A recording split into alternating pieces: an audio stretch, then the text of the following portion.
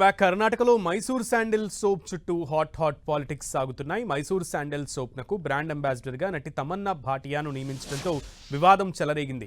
ఇది ఇప్పుడు చినికి ప్రాంతీయ అస్తిత్వానికి వ్యాపార వ్యూహాల మధ్యగా జరుగుతున్నటువంటి పోరాటంగా మారిపోయింది.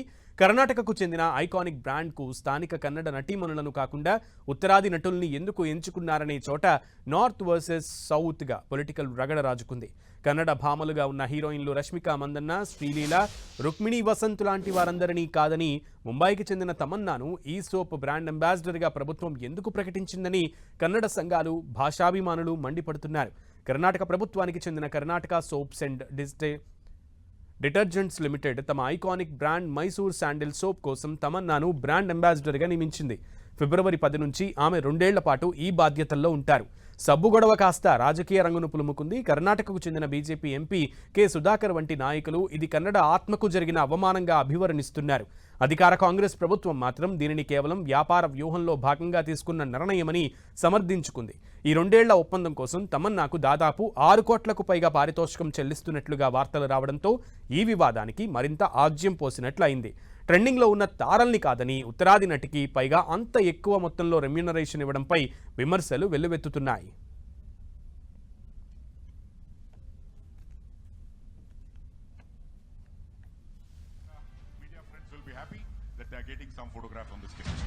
ఈ వివాదం ఓ వైపు కొనసాగుతున్నా తమన్నా తన బాధ్యతలను నిర్వర్తించుకుంటూ ఉంది. బెంగళూరులో బ్రాండింగ్ లాంచ్ ఈవెంట్కు హాజరైంది. ఈ వారసత్వ బ్రాండ్తో అసోసియేట్ అవ్వడం తనకెంతో గర్వంగా ఉందని తమన్నా తెలిపారు.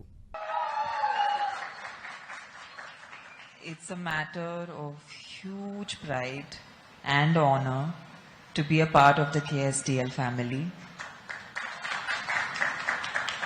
What they have shown me today is so much warmth and love. And to be honest, that's what my career in the past 20 years has been all about. Media, even the audience. దీనిపై ప్రభుత్వం వివరణ ఇచ్చుకుంది. కర్ణాటక పరిశ్రమల శాఖ మంత్రి MB Patil స్పందించి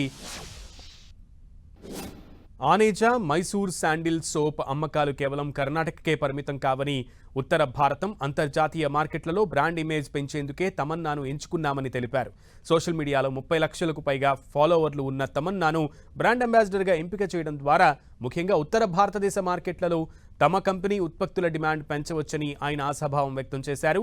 2030 నాటికి 5,000 కోట్ల turnover సాధించడమే తమ లక్ష్యమని అంటున్నారు. What do you want to say, sir?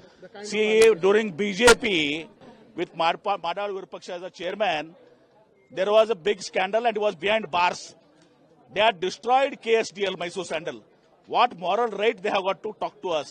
We have taken it to new heights.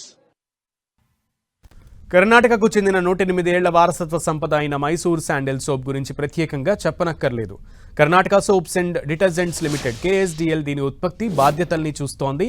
ప్రస్తుతానికి ఈ వివాదం సోషల్ మీడియాలో local star for local brand అనే ట్రెండ్తో కొనసాగుతోంది.